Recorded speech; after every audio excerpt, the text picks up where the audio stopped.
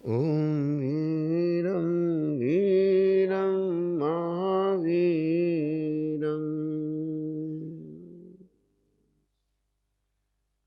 चरम तीर्थंकर भगवान प्रभु महावीर को वंदन। परम पूज्य गुरुदेव आचार्य श्री महाश्रमण जी को वंदन।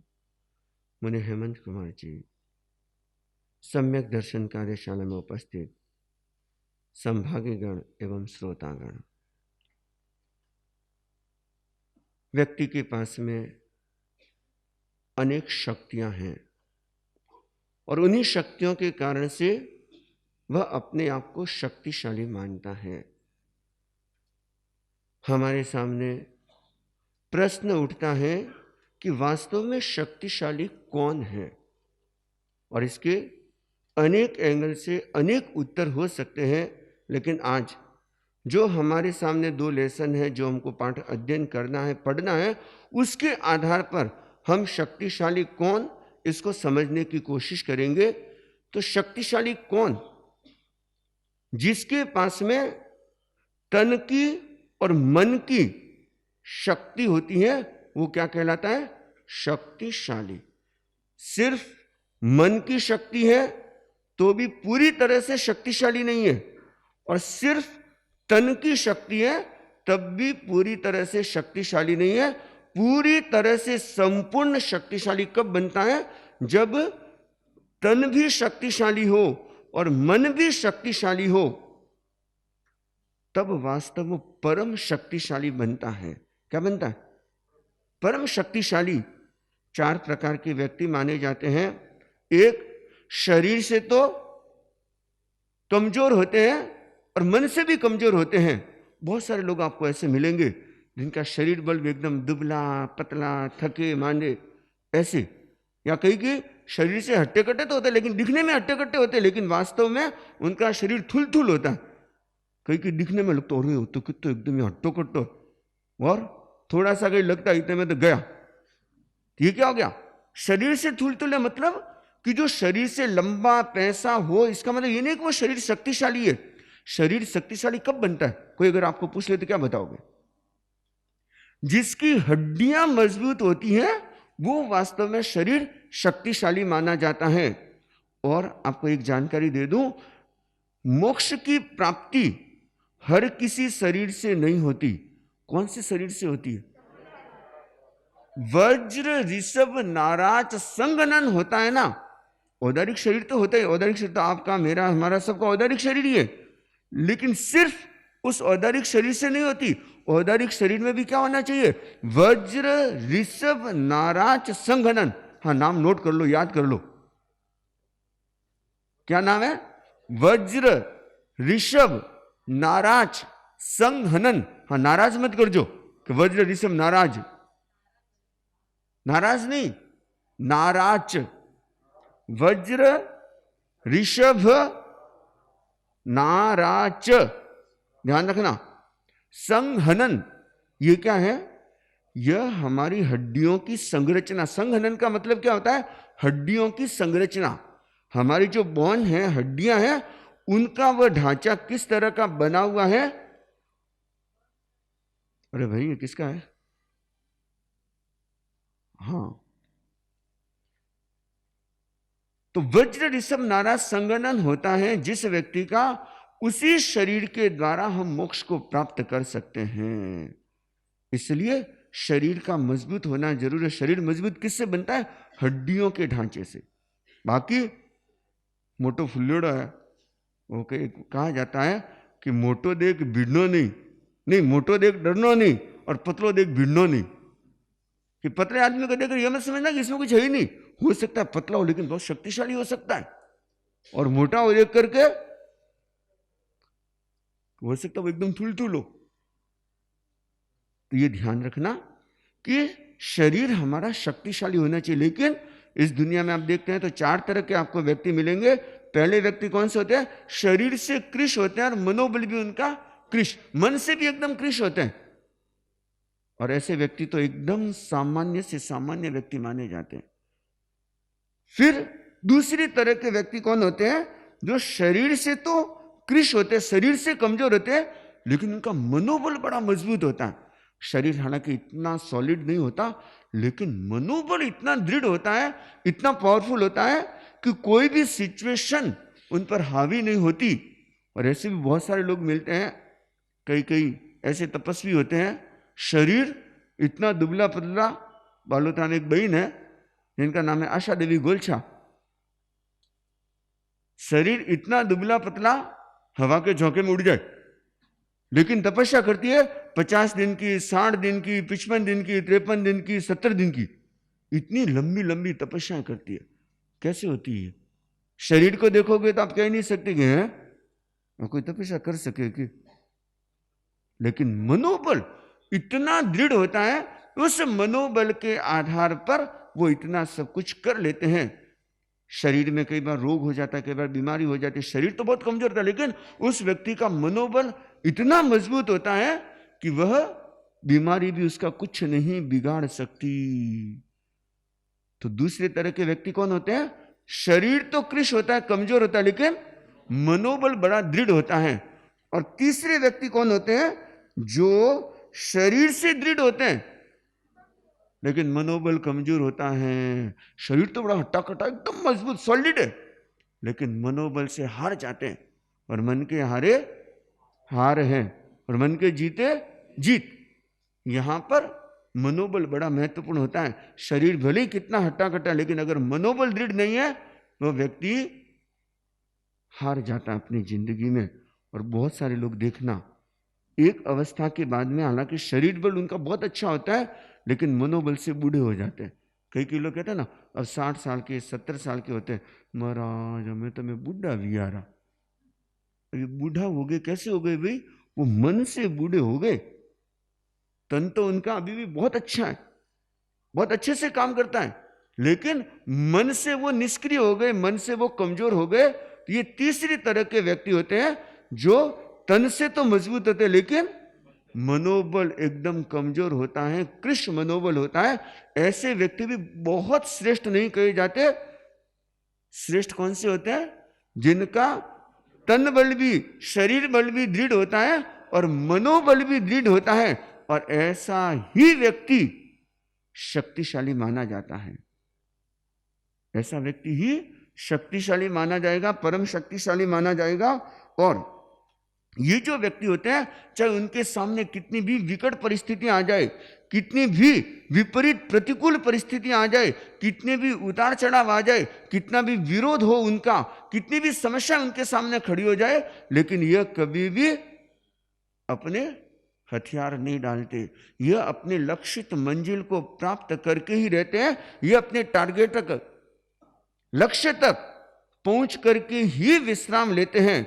और ऐसे व्यक्ति सफल व्यक्तियों में माने जाते हैं कि जिनका तन बल भी दृढ़ होता है, जिनका मन बल भी दृढ़ होता है। और साधना की दृष्टि से तो ये सर्वश्रेष्ठ व्यक्ति माने जाते हैं, क्योंकि अगर साधना करनी है तो शरीर बल भी हमें दृढ़ रखना होगा और मनोबल भी हमें दृढ़ रखना होगा, तभी जाकर के आप साधना के परम शिखर को प्राप्त कर सकते हैं। तो यह जो हमारा शरीर है, यह शरीर कितने प्रकार का होता है? 5 प्रकार का। थोड़ा सा हम इस शरीर के बारे में भी अच्छे से जान लेंगे। यह शरीर कितने प्रकार का होता है? कितने प्रकार का? 5 प्रकार का। कौन कौन से? अरे थे पढ़े ना या मनी ठा है। हाँ, पीछे वाले। पहला शरीर कौन सा होता है? औदारिक शरीर। कौन सा होता है? औदारिक शरीर। और दूसरा होता है वैक्रिय शरीर। दूसरा कौन सा है? पहला, दूसरा, पहला, पहला, दूसरा। अच्छा, कार्यशाला वाले में नहीं बोलेंगे, दूसरे जो श्रोता है ना वो बोलेंगे, पीछे वाले, रेलिंग से पीछे वाले बोलेंगे हम। पहला कौन सा शरीर है? औदारिक शरीर। और दूसरा वैक्रिय शरीर। वैक्रिय क्या बोलेंगे? और तीसरा है आहारक। तीसरा कौन सा है? आहारक शरीर। तीसरा, दूसरा, ध्यान से सुनेंगे, बड़ा फटाक से याद हो जाएगा आपको। दूसरा, तीसरा, पहला, और चौथा है तेजस शरीर। चौथा कौन सा है? चौथा, चौथा तेजस है ना यहाँ पे। कहां गया तेजस? ये रहा, बैठा है हमारे पास। तेजस शरीर चौथा कौन सा है? दूसरा, वैक्रिय पहला, तीसरा, चौथा तेजस, और पांचवा शरीर है कार्मण शरीर। पांचवा कौन सा है? कार्मण शरीर। ये 5 शरीर, और इन 5 शरीर में सबसे शक्तिशाली शरीर कौन सा? अगर कोई पूछ ले तो क्या बताओगे? हाँ, सबसे शक्तिशाली अगर कोई शरीर है तो वो है औदारिक शरीर। अगर कोई आपको ये पूछ ले कि बताओ शरीर का मतलब क्या होता है, अल्लाह महाराज शरीर को कहीं कोई प्रश्न हो कि शरीर को कहीं मतलब हो, शरीर किसे कहते हैं? इसकी कोई परिभाषा बताएगा, डेफिनेशन देगा? एक मिनट, जिसको आता है वो हाथ खड़ा करेंगे। शरीर की परिभाषा देनी आपको, शरीर की डेफिनेशन क्या है? कौन देगा?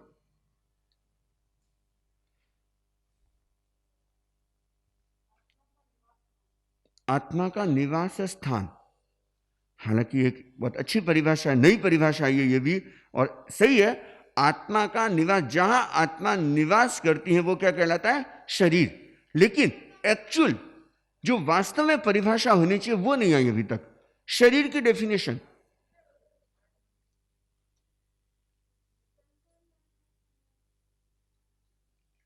कौन बोल रहे थे? सुख दुख कौन बोल रहे थे? कोई बोल तो रहे थे, कौन बोल रहे थे? चलिए बता देता हूं। शरीर की डेफिनेशन है सुख दुखानुभव साधनम शरीरम। जिसके द्वारा सुख दुख की अनुभूति की जाती है, उस सुख दुख की अनुभूति का साधन क्या है? यह शरीर है। तो जिसके द्वारा सुख दुख की अनुभूति होती है वो क्या कहलाता है? शरीर। अगर शरीर नहीं है तो आपको सुख दुख की अनुभूति नहीं होगी। सुख और दुख इसीलिए दोनों आया।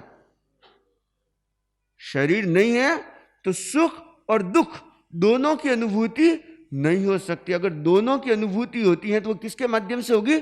शरीर के माध्यम से। तो शरीर की परिभाषा याद रखना कि जिसके द्वारा सुख दुख की अनुभूति होती है वो क्या कहलाता है? शरीर। ये 5 प्रकार के शरीर माने जाते हैं।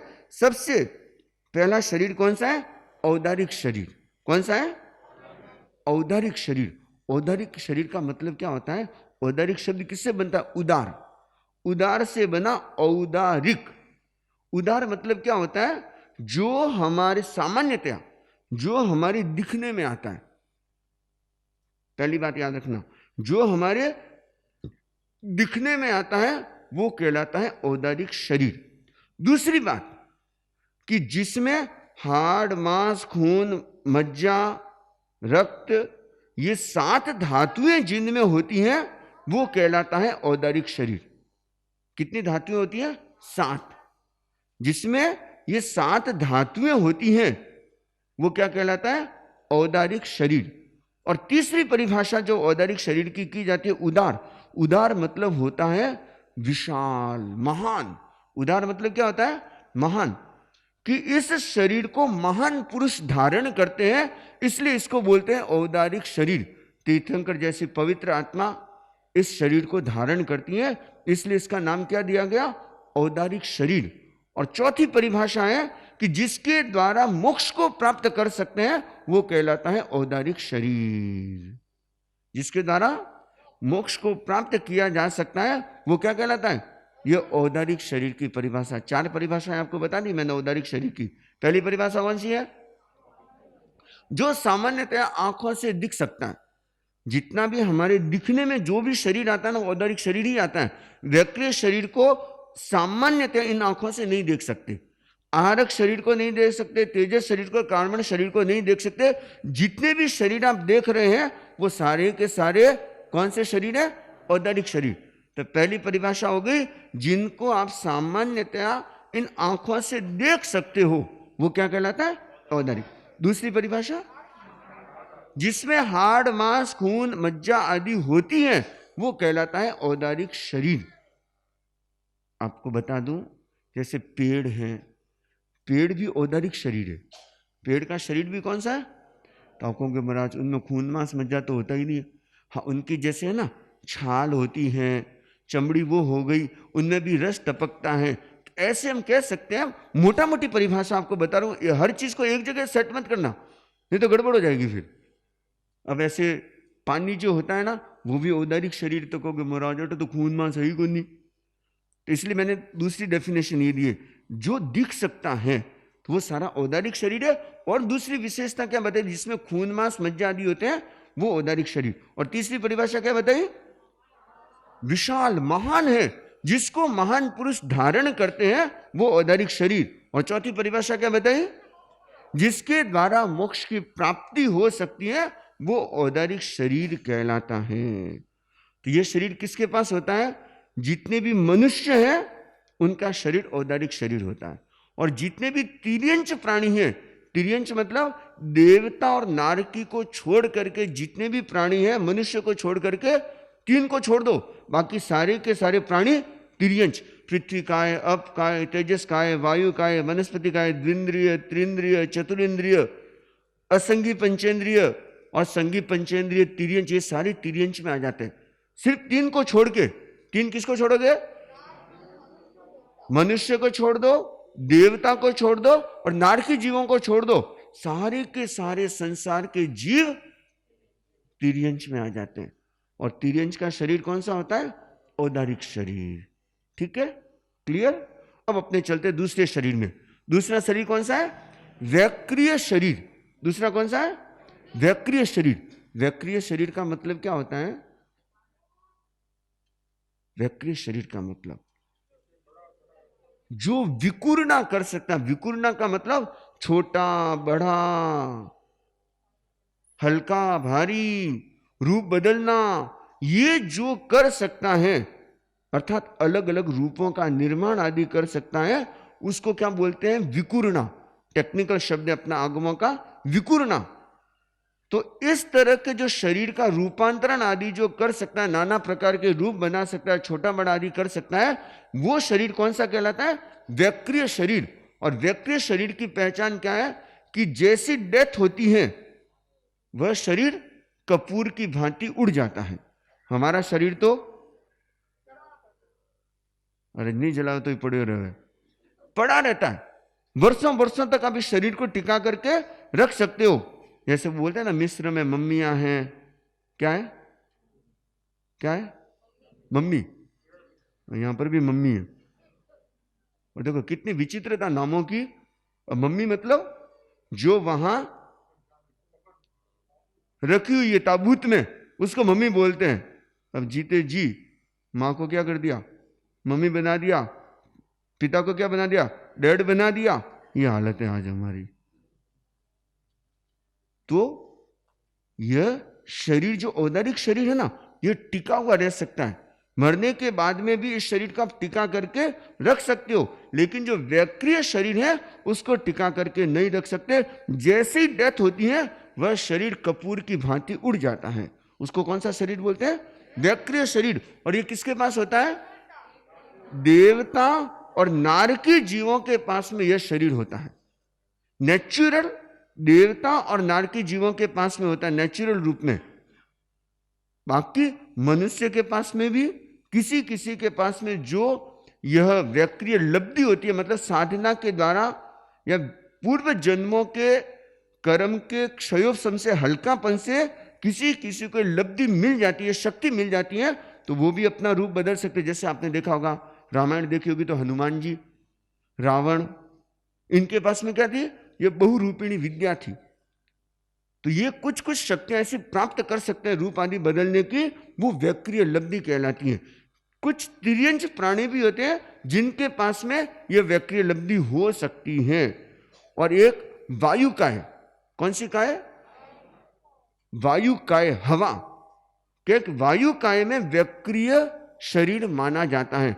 वायु अपना रूप बदलती है, कभी वो एकदम तूफान के रूप में, कभी वो भवंडर के रूप में, कभी वो मंद वायु, कभी वो घूमती घूमती वायु। तो ये सारे इसके वैक्रिय रूप माने जाते हैं। तो वायु के पास में वैक्रिय शरीर हो सकता है, मनुष्य और तिर्यंच के पास में लब्धि के रूप में, नेचुरल नहीं है, लब्धि के रूप में उनके पास में भी हो सकता है। और देवता और नारकीय जीवों के पास में नेचुरल होता है, प्राकृतिक होता है। तो ये हमारा दूसरा शरीर कौन सा हो गया, वैक्रिय। और तीसरा कौन सा है, आहारक शरीर। अरे खाना को नहीं, खाना तो रोज ही खावे रे लड्डी, वो खाना वालों नहीं है, वो बड़ा स्पेशल है। ये आहारक शरीर, ये क्या होता है?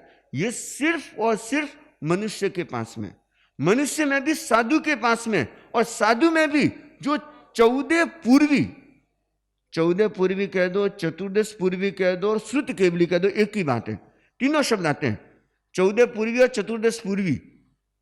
और क्या आता है? श्रुत केवली। क्या बोलते हैं? श्रुत केवली।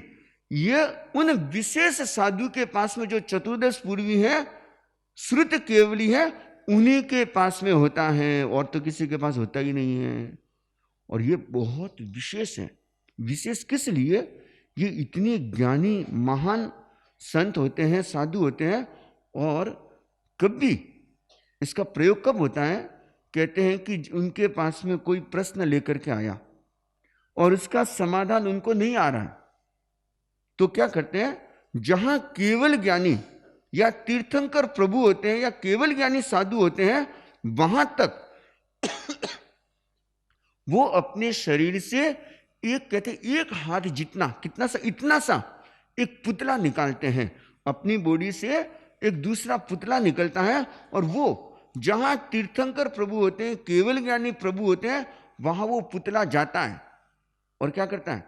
वहां से आंसर लेकर के, समाधान लेकर के आ जाता है। और कहते हैं यह प्रक्रिया इतनी फास्ट होती है, इतनी फास्ट होती है कि सामने वाले को पता भी नहीं चलता कि इन्होंने मेरा प्रश्न किसी से पूछ करके बताया है।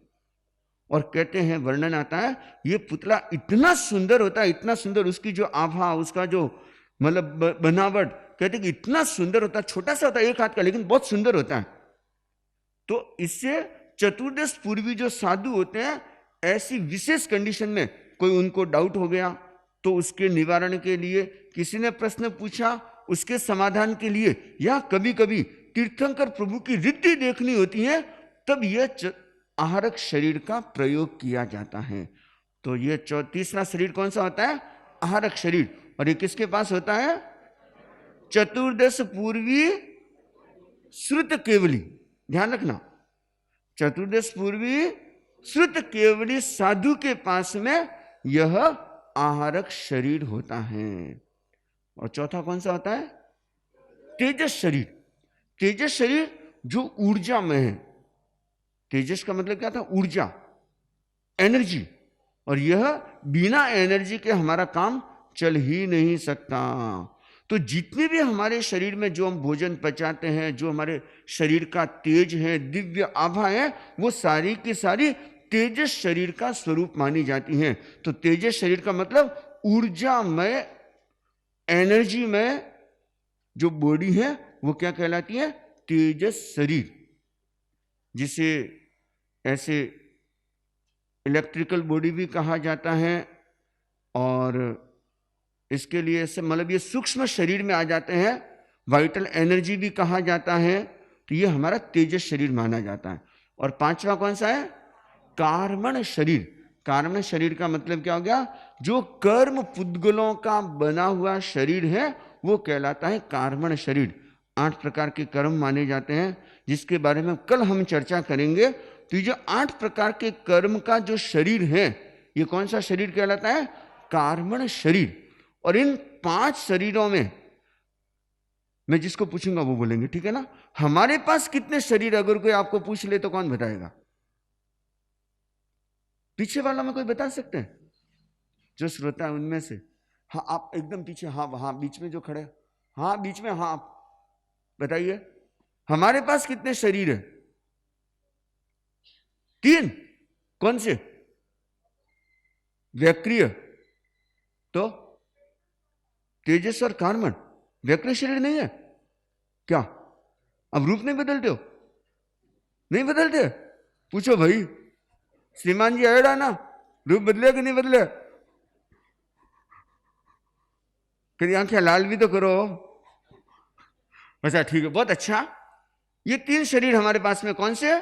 औदारिक शरीर, तेजस शरीर और कार्मण शरीर। और कम से कम कोई भी जीव जब तक संसार में भ्रमण करता है तब तक 3 शरीर तो होंगे ही होंगे। कितने शरीर होंगे? कम से कम।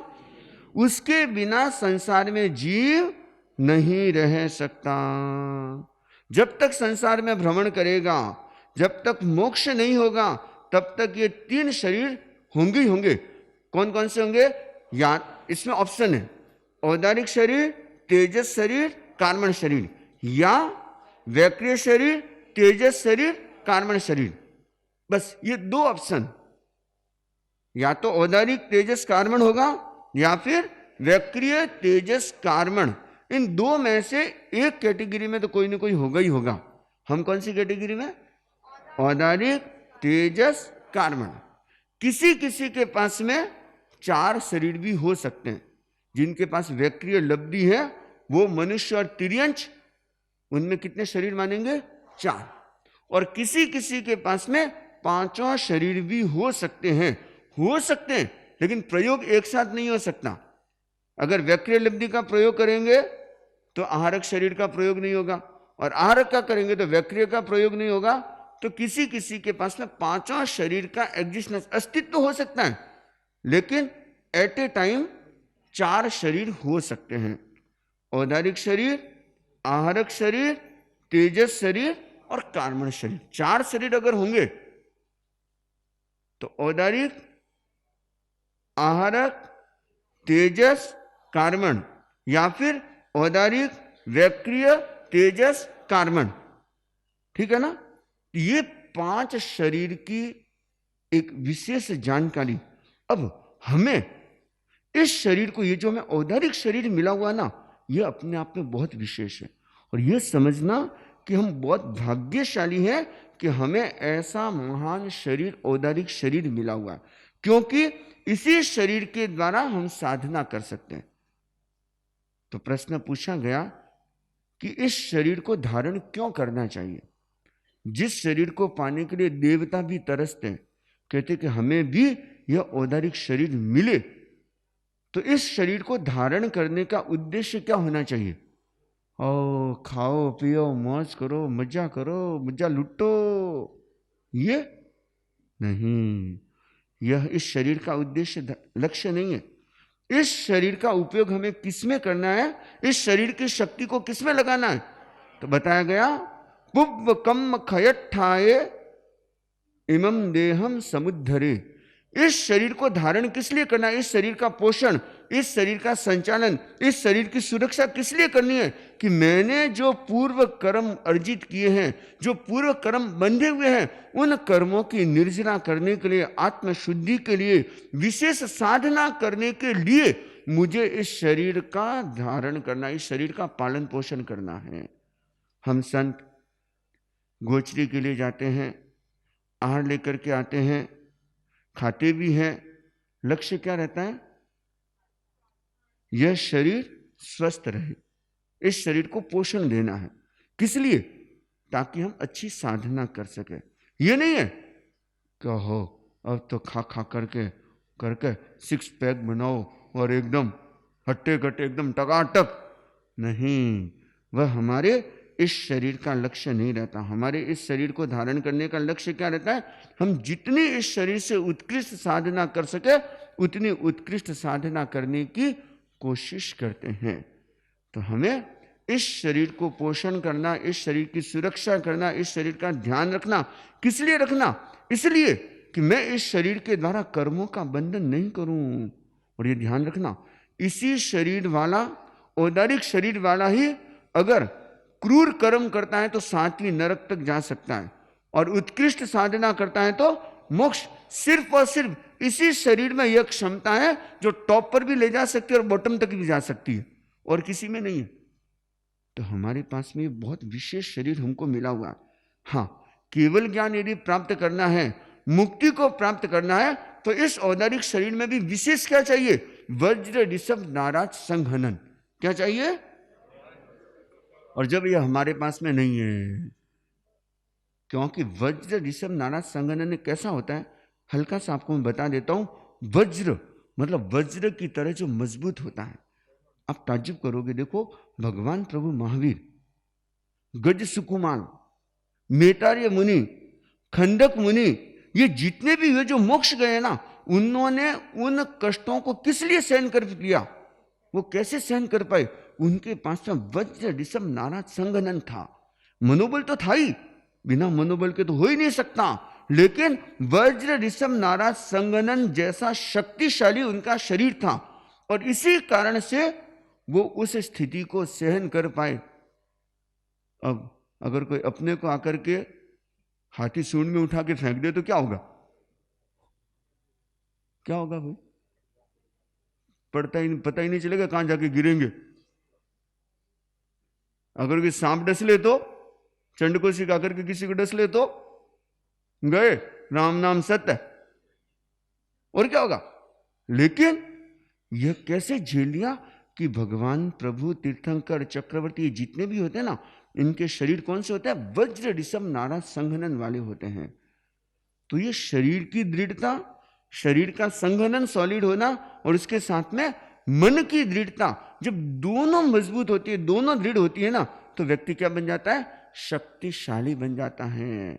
और अगर दोनों में से एक भी अगर कमजोर है, शरीर कमजोर है और मन सॉलिड, तो फिर भी थोड़ा काम तो चल जाएगा अपना, लेकिन दोनों ही कमजोर हैं, फिर तो गए काम से, फिर तो होना नहीं होना कोई ज्यादा फायदे वाला सौदा नहीं है। तो हमें क्या करना है? इस शरीर को साधना है। क्या करना है?